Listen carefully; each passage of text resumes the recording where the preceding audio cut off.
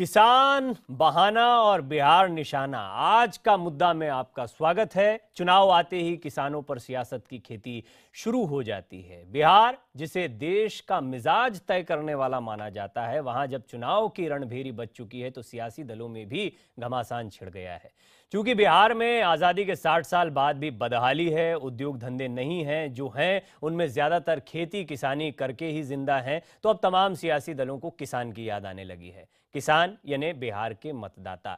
खुद को किसान हितैषी दिखाने में बिहार के क्षेत्रीय दल ही नहीं बल्कि बीजेपी कांग्रेस में भी ठन गई है। ये जुबानी जंग किस तरह तल्ख हो गई है, पहले देखिए खास रिपोर्ट।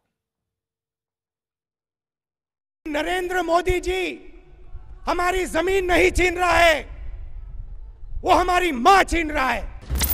हल और हाथ की ताकत जब इकट्ठा हुई तो उन्हें अपना सिर झुकाना पड़ा। मेक का मतलब बनाना, टेक का मतलब छीनना। ये मेक इन इंडिया नहीं है, ये मोदी जी का टेक इन इंडिया है, टेक इन इंडिया। चुनाव के मौसम में नेताओं को जमीन में मां, किसानों में अन्नदाता और देश का भाग्य विधाता नजर आता है, चाहे वो किसी भी दल का हो। अब जबकि बिहार चुनाव की चाप तेज हो गई है, कांग्रेस ने एनडीए और बीजेपी का चेहरा प्रधानमंत्री मोदी पर हल्ला बोल दिया। चंपारण की जमीन से लेकर दिल्ली के रामलीला मैदान तक कांग्रेस किसानों के बहाने केंद्र सरकार और पीएम मोदी के खिलाफ एक जैसी बोली बोल रही है। मोदी सरकार को सूट बूट की सरकार कह कांग्रेस उन्हें किसान विरोधी ठहराने में कोई कसर नहीं छोड़ना चाहती। सोनिया ने किसानों के साथ ही मुस्लिम मतदाताओं पर निशाना साधा, तो राहुल ने सरकार को कांग्रेस की ताकत को कमजोर नहीं आंकने और किसानों के मुद्दे पर विरोध को और तेज करने की चेतावनी दी। और मैं प्रधानमंत्री से कहना चाहता हूं कि आप किसान की मदद कीजिए, थोड़ी इनकी बात समझने की कोशिश कीजिए, इनके घरों में जाइए, इनसे बात कीजिए, इनके हाथ पकड़िए और इनकी थोड़ी सी मदद कीजिए। और अगर आप नहीं करेंगे तो कांग्रेस पार्टी आपको दिखाई देगी। जहां भी आप इनकी मदद नहीं करोगे वहां आपको कांग्रेस पार्टी दिखाई देगी, वहां हमारा झंडा दिखाई देगा। मोदी सरकार अपनी आदत के अनुसार खोखली बातें कर रही है, ऐसी हरकतों को प्रोत्साहन दे रही है जो समाज में लोगों का ध्यान असली मुद्दों से हटाकर एक ऐसा तनाव पैदा करना चाहती है जो देश के भविष्य और राष्ट्रीय एकता के लिए बहुत बड़ा खतरा है। राष्ट्रीय हित हमारे लिए सबसे ऊपर है और इसके लिए हम हर कुर्बानी देने के लिए तैयार हैं। जवाब बीजेपी की तरफ से भी आया। केंद्रीय मंत्री रविशंकर प्रसाद ने बीजेपी को सूट बूट और सूटकेस की नहीं बल्कि सूझबूझ की सरकार करार दिया। रविशंकर प्रसाद के मुताबिक कांग्रेस किसानों को गरीब ही रखना चाहती है और अपनी नाकामियों को छुपाने के लिए झूठ बोल रही है। राहुल के टेक इन इंडिया पर भी बीजेपी की तरफ से जबरदस्त पलटवार हुआ। ये हिंदुस्तान के किसान की जीत है। Rahul Gandhi ji, take in India सबसे अधिक आपके राज में हुआ। 2G में टेक किया गया, कॉमनवेल्थ में टेक किया गया, कोयला घोटाले में टेक किया गया। आपके यहां बिना टेक किए कोई फैसले नहीं होते थे, इसलिए आपको टेक इन इंडिया याद रहता है। रामलीला मैदान से पूर्व प्रधानमंत्री मनमोहन सिंह भी बोले। मनमोहन ने मौजूदा सरकार पर यूपीए के भूमि अधिग्रहण बिल को हटाने की साजिश रचने का आरोप लगाया। जिस वक्त कांग्रेस जमीन के मुद्दे पर बीजेपी पर वार कर रही थी, उसी वक्त केंद्रीय मंत्री स्मृति ईरानी जमीन को लेकर गांधी परिवार को ललकार रही थी। अमेठी में स्मृति गांधी परिवार को फैक्ट्री की जमीन दिए जाने के कथित आरोप बना चुकी हैं। जाहिर है बिहार चुनाव जैसे जैसे करीब आएगा, ये सियासी जंग और तेज होगी। जमीन अधिग्रहण के मुद्दे पर सरकार को मात देने के बाद कांग्रेस पार्टी एक नए जोश और उमंग के साथ जमीन पर दोबारा वापस लौट रही है और आने वाले दिनों में जो कुछ राज्यों में चुनाव होने वाले हैं उसके मद्देनजर अपने कार्यकर्ताओं को एक संदेश भी देने की कोशिश की जा रही है। एहतेशाम खान, दिल्ली, IBN 7। बीजेपी कांग्रेस में बिहार की जंग, किसानों के बहाने मतदाताओं पर नजर, यही है आज का मुद्दा। इस पर कई सवाल खड़े होते हैं। पहले उन सवालों पर एक नजर डाल लेते हैं, उसके बाद मेहमानों का इंट्रोडक्शन आपसे करवाता हूं। चुनावी मौसम में ही क्यों आती है सरकारों को किसानों की याद? ये एक बहुत अहम सवाल है। सियासी दलों को किसानों की इतनी ही चिंता है तो अब तक वो बदहाल क्यों है इस देश में? उनके लिए अभी तक क्या किया गया है? क्या मोदी सरकार को देश की एकता के लिए खतरा बताना चुनावी जुमला है? क्या किसानों की बदहाली के लिए कांग्रेस जिम्मेदार नहीं है, जो आज किसानों की बदहाली का मुद्दा उठा रही है और कटघरे में खड़ा कर रही है मोदी सरकार को?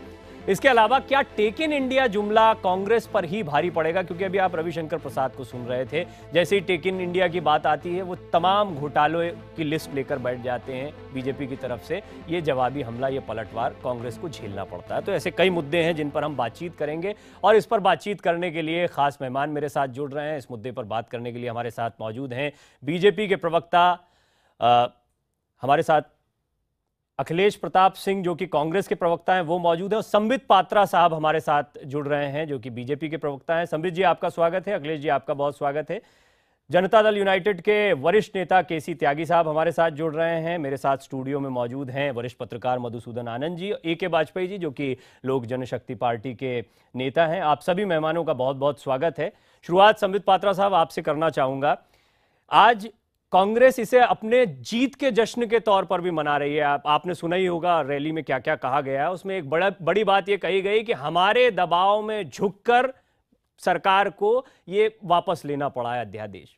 बीजेपी इस पर क्या जवाब देगी? क्या कांग्रेस इसे अपनी जीत माने, और नहीं तो क्यों नहीं माने? जीत दिवस मना रहे हैं। देखिए, बड़ा आश्चर्य का विषय है।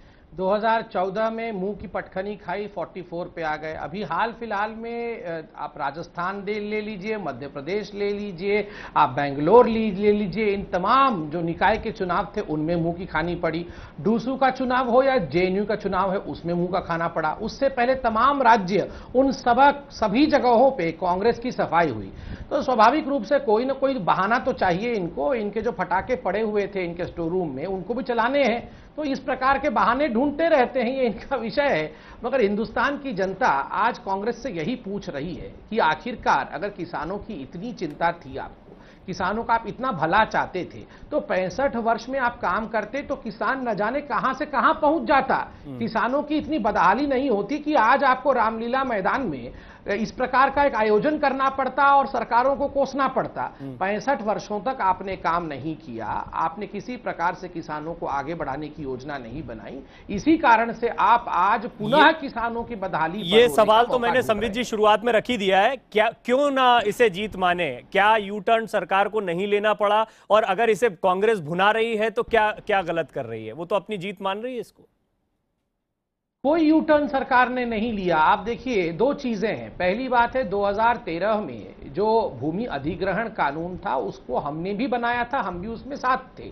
उसके पश्चात इन्हीं के मुख्यमंत्री, चाहे वो हुड्डा साहब हो, चाहे वो चौहान साहब हो महाराष्ट्र के, चाहे वो केरला से हो, सभी मुख्यमंत्रियों ने जब नितिन गडकरी जी के साथ, जो तत्कालीन मंत्री थे, उनके साथ बैठक हुई, उस बैठक में कहा कि not an inch of land, 1 inch भी जमीन इस कानून के अंतर्गत हम अधिग्रहित नहीं कर सकते हैं, इसमें संशोधन लाने की आवश्यकता है।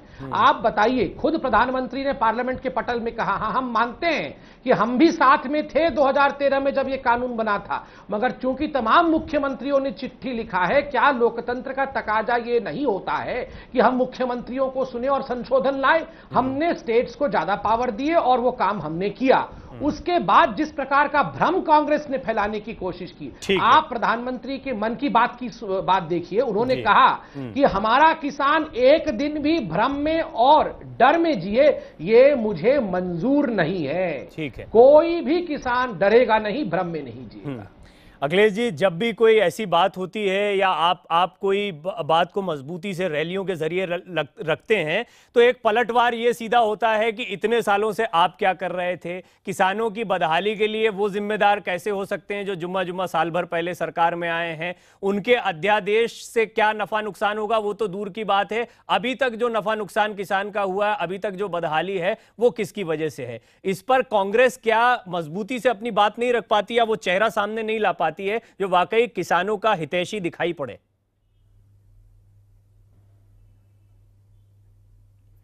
देखिए, जो हमारे नागपुर वाले भाई बंधु जो हैं, जब हिंदुस्तान में बात करते हैं तो ये कहते हैं कि 65 साल में कुछ नहीं हुआ, कुछ नहीं हुआ, कुछ नहीं हुआ, चाहे किसानों का चाहे कुछ हो। और जब इनके हमारे प्रधानमंत्री जी माननीय मोदी जी विदेश यात्राओं पर रहते हैं तो वहाँ बताते हैं, मैंने जितने में आपके एक फिल्म नहीं बनी उतने में हम पहली बार में मंगल पे पहुँच गए, हमने ICBM बना लिया, हमने सुपर कंप्यूटर बना लिया, हमारी हिंदुस्तान की मेधा शक्ति आज पूरे दुनिया को नियंत्रित कर रही है, सिलिकॉन वैली में हमारे लोग हैं जहाँ जाने वाले हैं। उनके बगल में बैठ के बोलते हैं ओबामा जी के कि अभी आज हम मंगल पे पहुँचे हैं।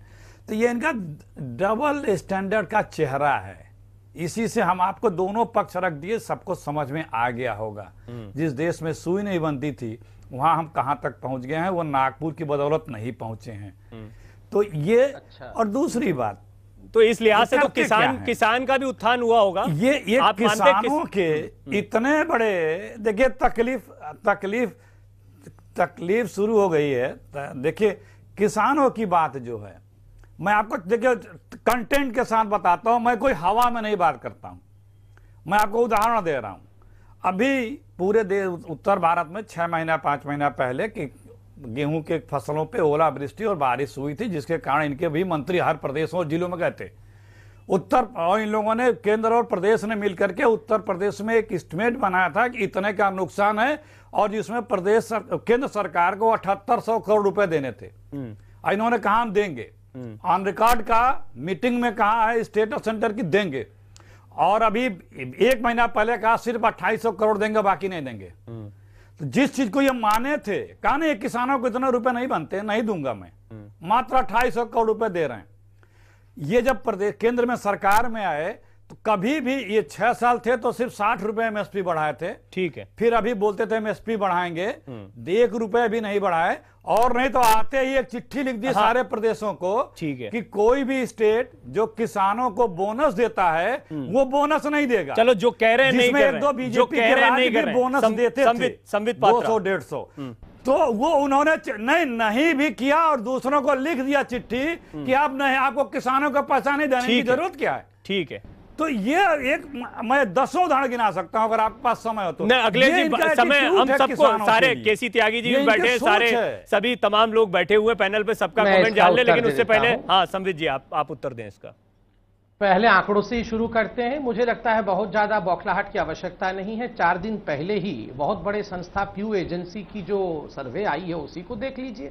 उसमें रूरल इंडिया में पेनिट्रेशन की बात की गई है 38 पॉइंट्स को लेकर, कि किस प्रकार से पहले कांग्रेस जो रूरल इंडिया में थी अब वो डेमोलिश हो चुकी है, और पूरी तरह से किसानों के मन में और जो रूरल इंडिया के वासी है, गांव के निवासियों के मन में बीजेपी का ग्रच बस हो गया है। वहां बीजेपी बैठ गई है घर में। क्यों? क्योंकि पॉलिसी किसानों के हक में है। वो 38 पॉइंट में किसानों का पॉइंट भी है। दूसरी बात है ये बोनस वाली बात, आप कितनी बोगस कर रहे हैं।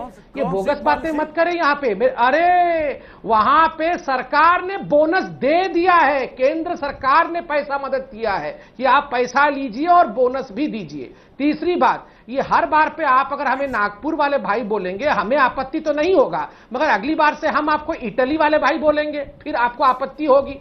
चौथी बात, ये आप क्या बोल रहे थे कि जिस देश में सुई तक नहीं बनता था उस देश में आपने कमाल कर दिया। अरे ये सोने की चिड़िया थी, सोने की चिड़िया थी, यहां सब कुछ बनता था। और आपका ये कहना, क्या इसका अर्थ है कि किसी जमाने में बहुत पहले हमारे पूर्वज अगर पत्थर पहन के रहते थे तो पत्थर पहन के ही रहेंगे हम लोग आगे नहीं बढ़ेंगे। आप लोगों ने आकर सरकार में आकर कुछ काम किया तो क्या ये सरकार का काम नहीं था? मगर जितना रिग्रेसिव स्टेप आपने लिया है, देश को जो गड्ढे में डाला है, वो उसका जवाब कौन देगा? अखिलेश जी, मैं एक खामोश बोलूं। देखिए, फिर भी मेरे एक भी बात का जवाब नहीं आया। हवाई जुमलेबाजी। अगर ये कह दें 2800 की जगह पे 2801 रुपया भी दिया है, 2800 करोड़ से भी 1 रुपया ज्यादा आपदा में दिया है, तो ये कहें जिम्मेदारी के साथ। और अगर नहीं दिया होगा तो माने कि क्या करना है इसमें सरकार को। 7800 करोड़ रुपया देने पहली बात, और इन्होंने पहली बात आपने ओलावृष्टि की बात की ना, पर्सन से पूछ लो स्टेट आपके मुख्यमंत्री। एक मिनट रुकिए परेशान मत। अरे इसका तो उत्तर दे। नहीं इटली वाले भाई आपने बोला है, मेरे इटली वाले भाई सुन लीजिए। नहीं एक एक करके वाले भाई सुन तो लीजिए। एक एक करके, अरे आप झूठ बोल रहे हैं, एक एक करके उत्तर लीजिए। परेशान वाले भाई देखिए भाई, ये फिर इटली वाले भाई शांत में उसका उत्तर दे दूं, उसके बाद आप नेक्स्ट क्वेश्चन पूछ लीजिएगा। बोलने में किसी, क्योंकि इनके यहाँ बोलने, किसी को बोलने की किसी को बोलने का अनुमति इनके यहाँ नहीं होती है। आपका उत्तर तो दे, किसी को बोलने का अनुमति नहीं होती है, अभिव्यक्ति का आजादी।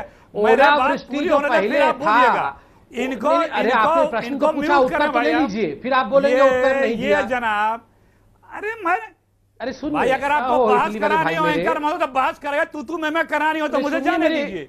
इटली और नागपुर के अलावा इटली जाने में टाइम अखिलेश जी और संबित जी, इटली और नागपुर के अलावा कुछ समझ में नहीं आ रहा है। मेरी कोशिश तो यही है कि मैं एक एक करके आपसे प्रश्न करूं। आप में से आप इतने सम्मानित मेहमान हैं, आप लोग जब एक कोई व्यक्ति बोल रहा है तो दूसरे को सुन लीजिए।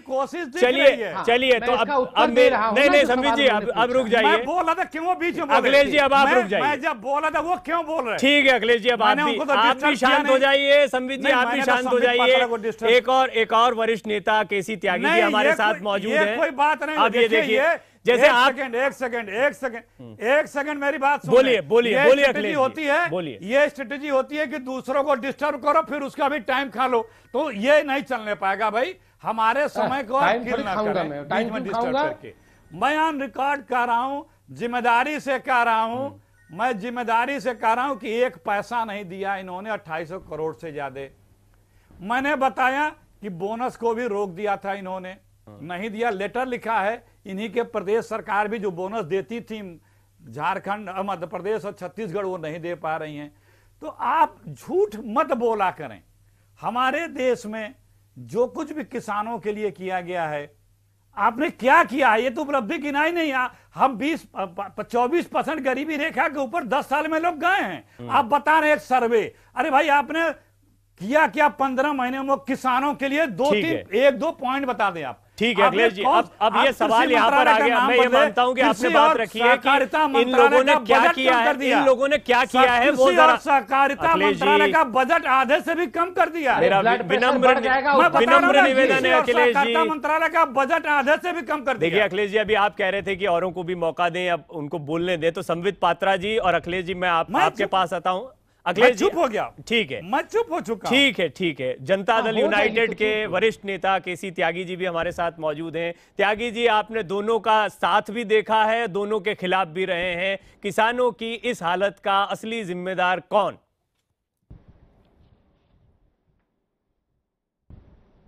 मैं मानता हूं कि आज़ादी से लेकर के अब तक किसानों की मनमर्जी की कोई मुकम्मल सरकार नहीं बन पाई, वरना किसानों की आज ये बदहाली ना होती। सरकारी आंकड़ों का अगर आप यकीन करें तो 3 लाख लोगों से ज़्यादा किसान, अब 3 लाख से ज़्यादा किसान अब तक आत्महत्या कर चुके हैं। 42% किसान खेती छोड़ना चाहते हैं और लगभग 50% से ज़्यादा ज़मीन नॉन इरिगेटेड है।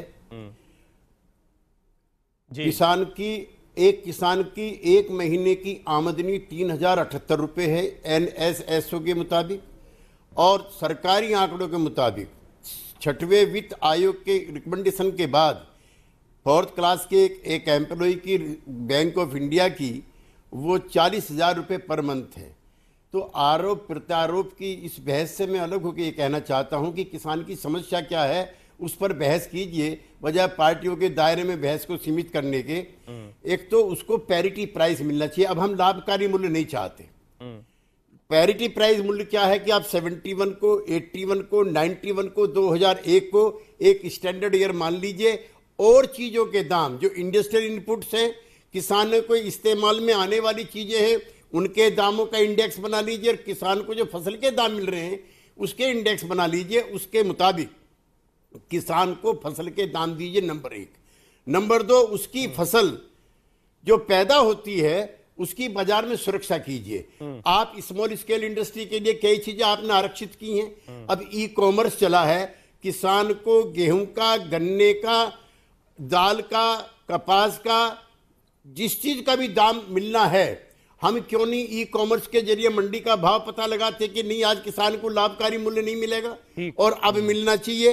एक तो मैं बहुत इसको बीजेपी और कांग्रेस की बहस नहीं करना चाहता, मैं आपके माध्यम से किसान की बहस करना चाहता हूं कि पिछली सरकारों ने भी जैसा किया, जो सरकार थी, जो राजनाथ सिंह जी जो अध्यक्ष थे कांग्रेस बीजेपी के, उनसे किसानों को काफी उम्मीद रहती है, वो किसानों के बारे में बोलते हैं। उन्होंने अपने घोषणा पत्र में लिखवाया और उन्होंने बाकायदा जनसभाओं में कहा कि भारतीय जनता पार्टी की सरकार आने दीजिए, किसानों को जो लागत मूल्य है उससे 50% ज्यादा बढ़ा के देंगे।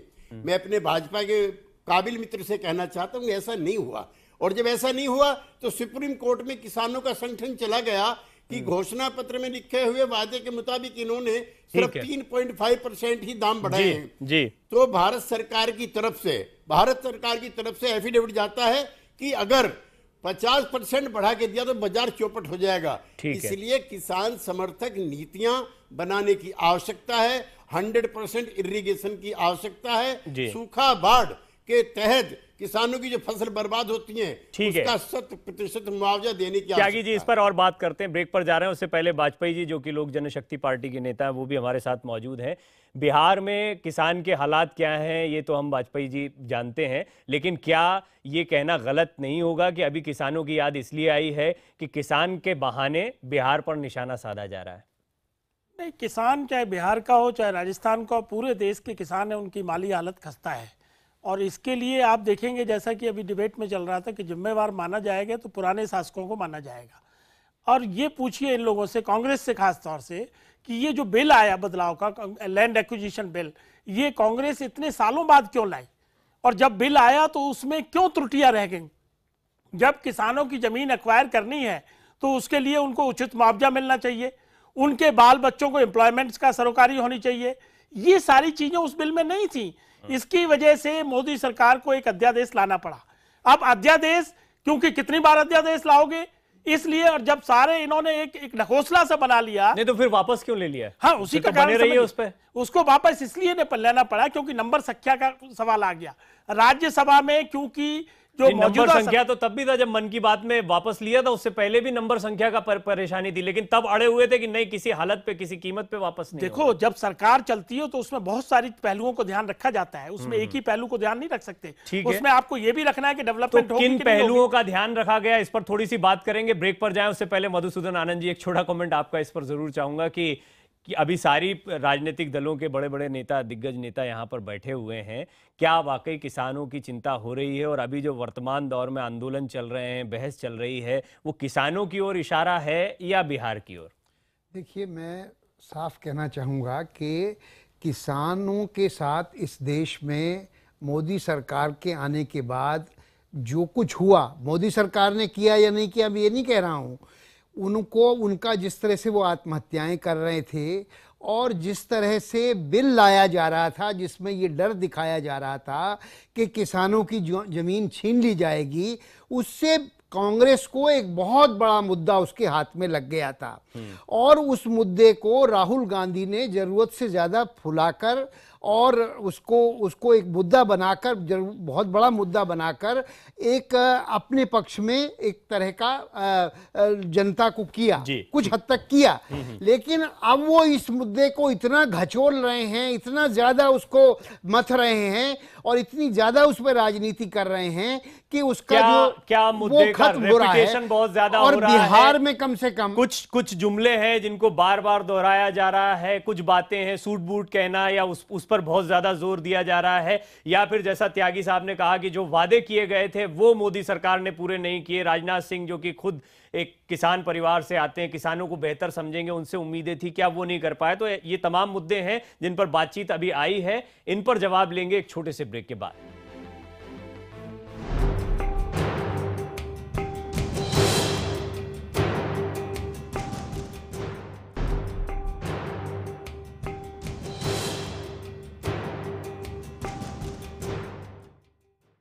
किसान बहाना बिहार निशाना, इस मुद्दे पर, ये हमारा आज का मुद्दा है। इस पर लगातार बहस जारी है। हमारे साथ संबित पात्रा बने हुए हैं, स्पोक्स पर्सन बीजेपी, केसी त्यागी साहब जनता दल यूनाइटेड के वरिष्ठ नेता, अखिलेश प्रताप सिंह जी स्पोक्स पर्सन कांग्रेस, मधुसूदन आनंद जी हमारे साथ बने हुए हैं, AK वाजपेयी जी जो कि लोक जनशक्ति पार्टी के नेता हैं वो भी हमारे साथ बने हुए हैं।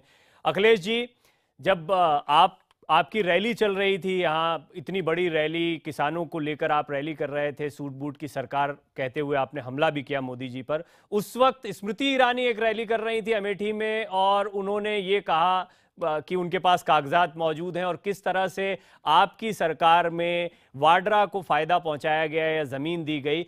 ये सवाल मैं इसलिए पूछ रहा हूं स्पेसिफिकली कि आप जो विरोध कर रहे हैं वो कहीं उल्टा तो नहीं पड़ जाता आप पर, क्योंकि उसमें कई सवाल हैं जिनके घेरे में आप भी हैं।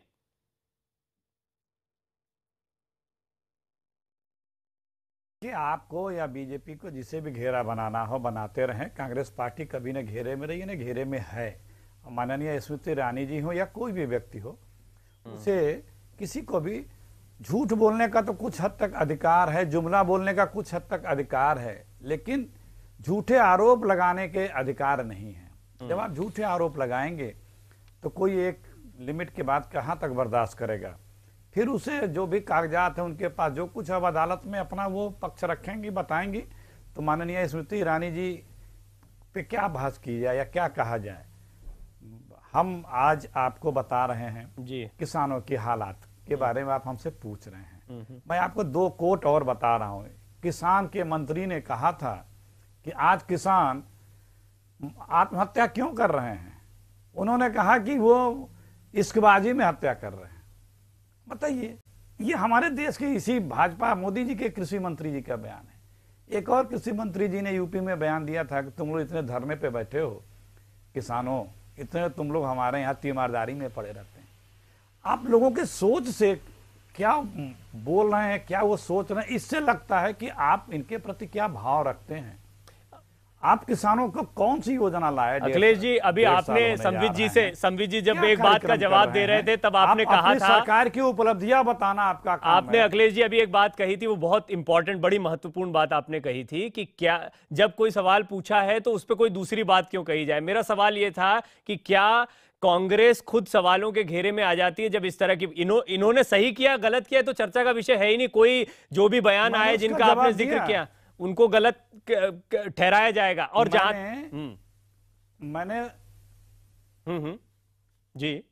मैंने उसका जवाब दिया कि घेरा में कांग्रेस कभी नहीं रही है, क्योंकि कांग्रेस पार्टी ने कभी इस तरह का काम नहीं किया। बीजेपी हो या कोई हो या आप हो, कोई भी घेरा बनाते रहिए। ठीक है, किस बात पे हम घेरे में हैं कोई बताए तो। और हम जो कह रहे हैं किसानों के हालात की बात, वो ऑथेंटिक और बेस पे कह रहे हैं। जो यथार्थ है, जो जमीन पे है, जो नीतियां हैं, जो बोले गए हैं, जो अभिव्यक्त किए गए हैं, वो और लेटेस्ट संबित पात्रा, पुराने नहीं बता रहे हैं। संबित पात्रा, ये एक बड़ी अहम बात इसलिए भी बन जाती है कि स्मृति ईरानी बाकायदा कागजों के साथ गई, तो रॉबर्ट वाड्रा को घेरना या उनके खिलाफ कुछ सबूतों को लाकर गांधी परिवार पर हमला करना मकसद है, या फिर अपनी नीतियों को, या जैसा अखिलेश जी कह रहे हैं अपनी योजनाओं को रखना मकसद है।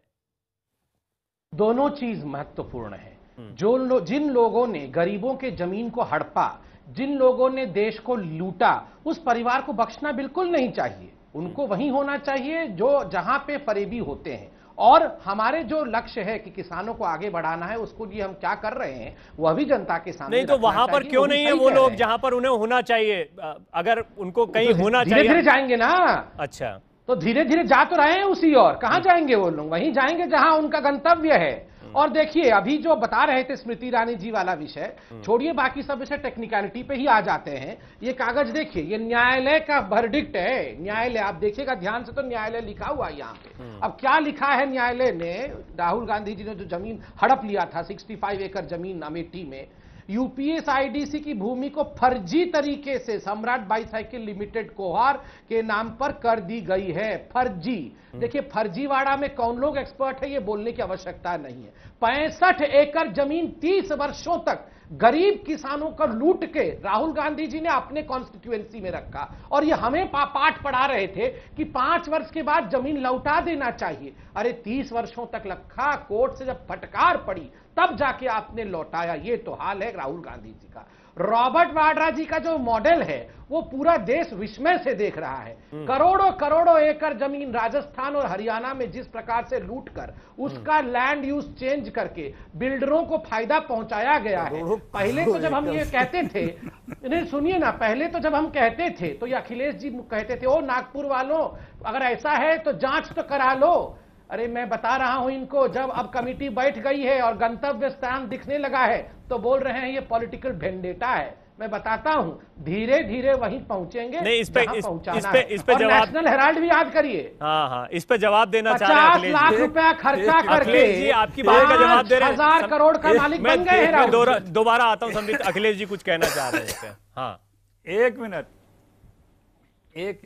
मिनट। हाँ बोलिए आप। देखिए, हास्य के पात्र स्वयं व्यक्ति बनता है। करोड़ों करोड़ों एकड़ जमीन, करोड़ों करोड़ों एकड़ जमीन 2.5 साल से राजस्थान में किसकी सरकार है और अभी तक ढूंढ रहे हैं, लगे हुए हैं, पूरी सरकार लगी हुई है, दिल्ली से लेके राजस्थान और हरियाणा की ढूंढ रहे हैं, दूरबीन भी लगा रहे हैं, कमेटी बना रहे हैं, सब कुछ रहे हैं, अभी तक कुछ पाए नहीं है। जो बताते थे कि ये है तब तो फैसला सुना देते थे।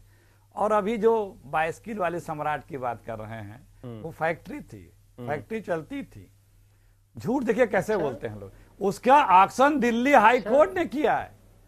ऑक्शन में बहुत सी कंपनियों ने बोली लगाई है, कागज वो क्या जो हाईएस्ट बिडर था उसको रुपया दिया है।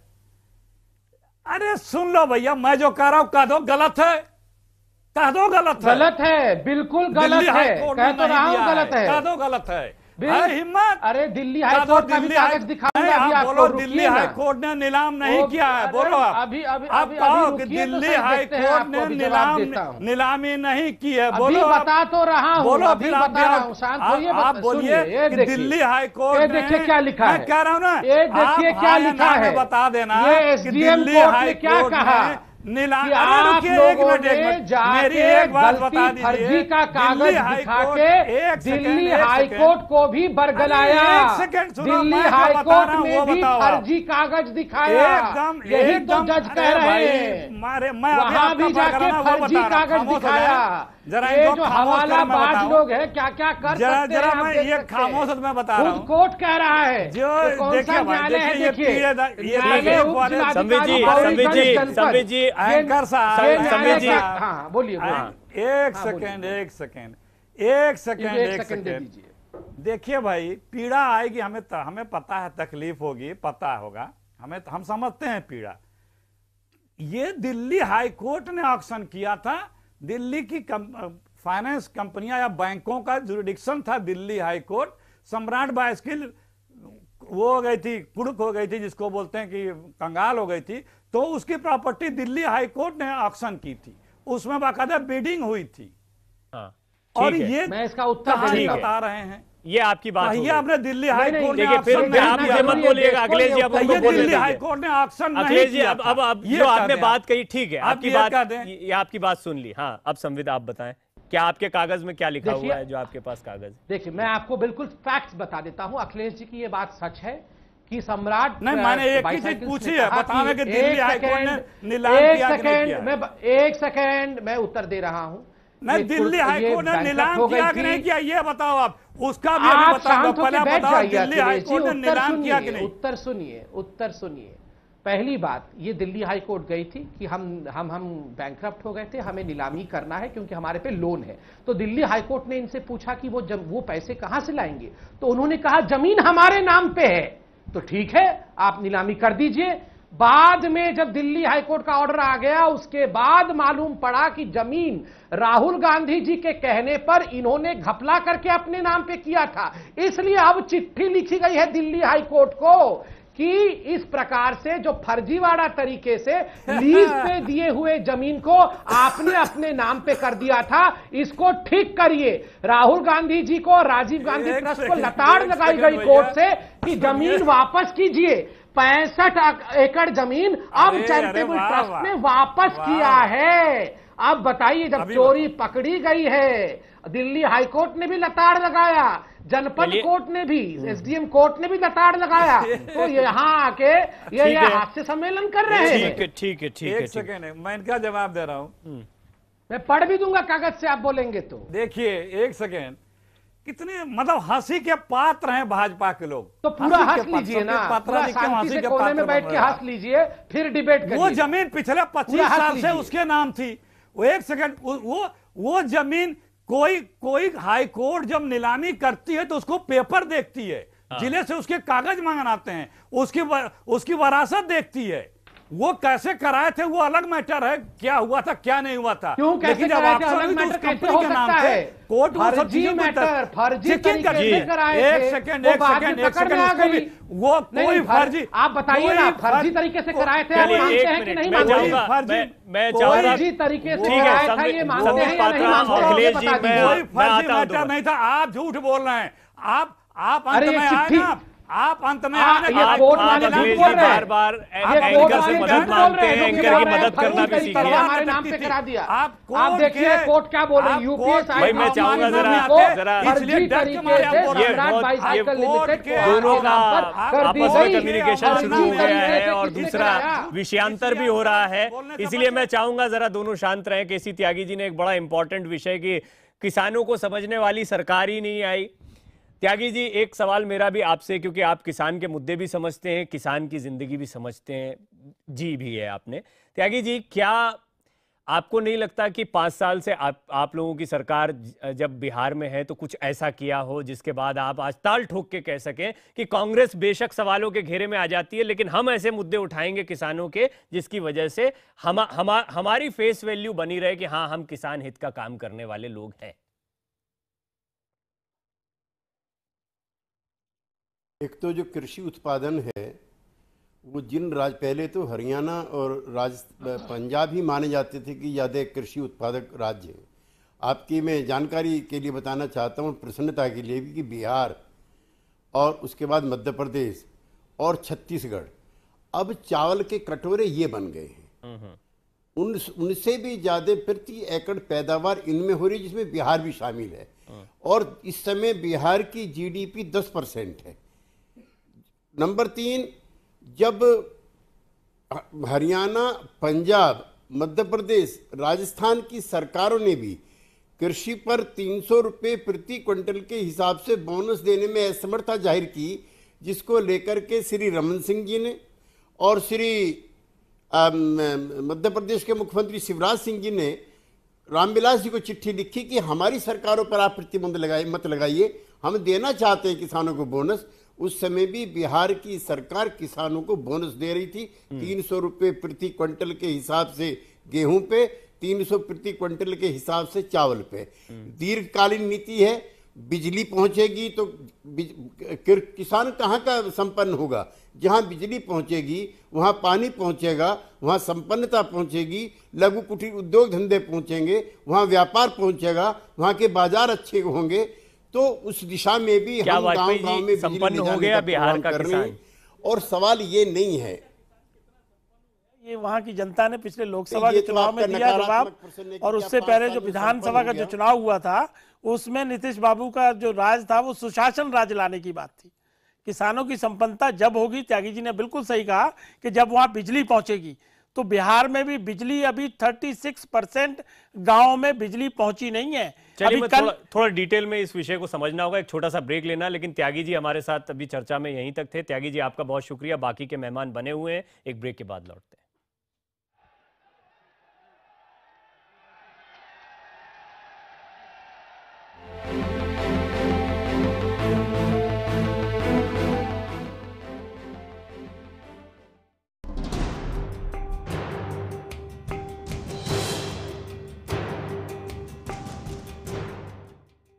मेहमान हमारे साथ बने हुए हैं। मधुसूदन जी, सीधा सवाल आपसे। अभी आपने देखा चर्चा हो रही है, सभी पार्टियों ने अपनी अपनी बातें रखी हैं, लेकिन कांग्रेस का विरोध हमेशा कमजोर पड़ जाता है सिर्फ इस वजह से क्योंकि उसके पास ज्यादा समय रहा था, और बीजेपी ने जो यू टर्न लिया वो बात भी कहीं दब जाती है सिर्फ इसी वजह से क्योंकि कांग्रेस ज्यादा कमजोर है। देखिए, ऐसा नहीं है कि कांग्रेस ने कुछ नहीं किया। आपको याद होगा कि एक ज़माने में PL 480 के तहत वो लाल किस्म का गेहूं होता था जो भी लोगों को राशन में मिलता नहीं था। कांग्रेस के ज़माने में इस देश में हरित क्रांति हुई। अनाज के मामले में आज हम जो आत्मनिर्भर बने हैं ये कांग्रेस की एक तरह से शासन की देन है। लेकिन हाँ, कांग्रेस में एक तरह का सुस्तपन, एक तरह का जो प्रगतिशीलता होनी चाहिए, एक तरह से गवर्नेंस होनी चाहिए, वो सब इधर आकर शिथिल पड़ गई। इसलिए कांग्रेस को ज़्यादा दोष दिया जाता है, ज़्यादा अच्छा कर सकते थे। लेकिन ये बात भी सही है कि जो बिल है, कांग्रेस ने जो बिल बनाया था जिस पर भारतीय जनता पार्टी का भी पूरा समर्थन था, उस बिल को छोड़कर वो मोदी सरकार दूसरा बिल लेकर आई थी जो पास नहीं हुआ, उस अध्यादेश के जरिए चलाया गया।